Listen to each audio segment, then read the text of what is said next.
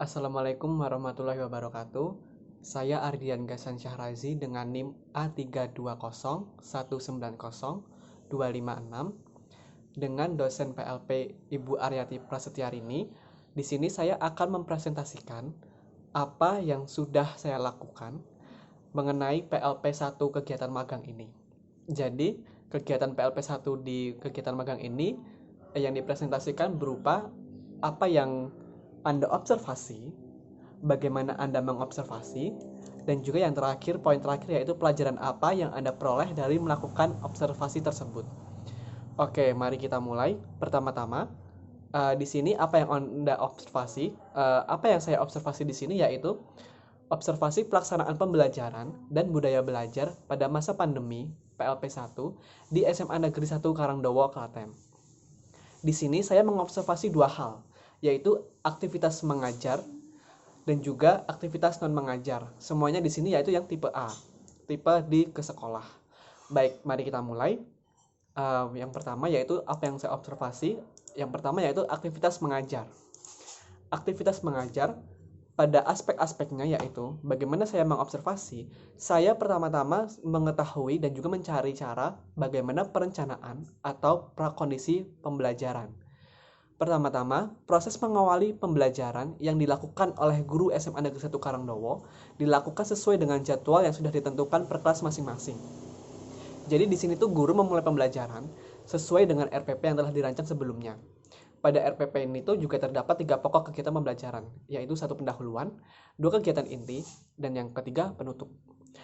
Oke, lalu yang ke aspek yang selanjutnya yaitu implementasi model atau pendekatan pembelajaran. Itu bagaimana saya mengobservasinya?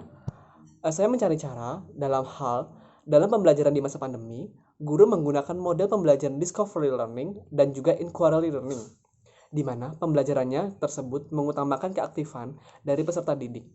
Di sini juga guru menggunakan pendekatan student centered yang mendorong siswa untuk mengerjakan sesuatu sebagai bentuk suatu pengalaman. Nah, dalam hal ini tuh pusat pembelajarannya berpusat pada siswa karena di sini tuh discovery learning. Jadi kita tuh harus mengetahui bagaimana siswa menemukan suatu permasalahan. Yang kemudian selanjutnya yaitu apa yang saya observasi yaitu pengembangan media dan sumber belajar. Bagaimana saya mengobservasinya? Saya mengetahui dari guru bahwa media yang digunakan dalam proses pelaksanaan kegiatan pembelajaran pada masa pandemi seperti ini tuh yakni menggunakan SDI atau biasa disingkat Sekolah Digital Indonesia. Jadi SMA Negeri 1 Karangdowo ini menggunakan sistem SDI. Selain SDI, di sini tuh SMA yang saya observasi juga menggunakan Google Meet dan juga menggunakan WhatsApp Group. Sumber belajar yang digunakan dalam pembelajaran bahasa Inggris yaitu lembar kegiatan siswa atau LKS, modul bahasa Inggris, dan juga link YouTube pembelajaran yang telah diunggah melalui aplikasi SDI, sehingga memudahkan siswa dalam mempelajari lebih lanjut mengenai materi atau pelajaran yang akan dipelajari. Aspek yang selanjutnya yang di aktivitas mengajar tipe A yaitu penilaian. Di SMA Negeri 1 Karangdowo, khususnya pada mata pelajaran bahasa Inggris, guru memberikan aspek nilai dilihat berdasarkan poin pertama, yaitu kognitif. Kognitif dilihat dari nilai ulangan harian, beberapa latihan, ujian tengah semester, ujian akhir, dan juga menjawab pertanyaan-pertanyaan yang diberikan pada saat pembelajaran berlangsung. Penilaian yang kedua yaitu afektif. Afektif di sini dilihat dari kehadiran siswa setiap pembelajaran berlangsung dan keaktifan siswa dalam mengikuti pembelajaran daring, sopan santun siswa, dan juga kejujuran siswa saat ditanya atau juga berkomunikasi dengan guru serta sesama siswa. Penilaian yang ketiga yaitu psikomotorik, dilihat dari laporan tugas siswa. Dan itu tadi merupakan aspek yang saya nilai dari aktivitas mengajar. Selanjutnya yaitu saya mengobservasi kegiatan non mengajar di tipe A, yaitu yang ke sekolah. Aspek yang pertama yang saya nilai yaitu pengamatan kultur persekolahan. Pada dasarnya, di SMA Negeri 1 Karangdowo menerapkan kegiatan literasi budaya 3S, yaitu salam, senyum, dan juga sapa. Dan juga menerapkan budaya 7K, yaitu ketertiban, keamanan, kekeluargaan, keindahan, kebersihan, kerindangan, dan juga kesehatan. Selanjutnya, apa yang saya observasi di sini yaitu pengamatan peraturan dan tata tertib sekolah. Bagaimana saya mengobservasinya? Pertama-tama, saya mengobservasi dengan cara mewawancarai kepala sekolah secara langsung dan juga beberapa wakasek maupun jajarannya.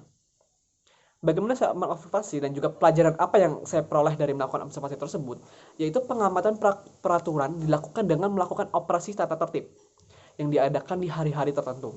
Dari misalnya nih pelanggaran waktu, cara berpakaian, dan juga beberapa aspek lainnya yang dilakukan oleh guru BK dan wakil kepala sekolah bagian kesiswaan atau petugas STP2K. STP2K ini merupakan petugas yang menindaklanjuti mengenai beberapa misalnya dari poin-poin hukuman atau juga di bidang sopan santun yang akan berkeliling setiap kelas. Jika terdapat siswa yang melanggar peraturan, maka akan mendapatkan peringatan dan juga poin pelanggaran.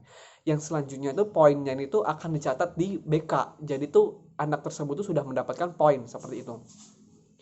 Jika poin tersebut melanggar 100, maka akan dikembalikan kepada orang tua. Jadi itu poin-poin pelanggaran itu tuh terdapat dan juga terbagi dalam beberapa bagaimana mereka hukumannya, seberapa berat hukuman tersebut. Baik, selanjutnya yaitu yang saya observasi di sini yaitu di bagian aktivitas non mengajar yaitu manajemen dan juga struktur organisasi sekolah.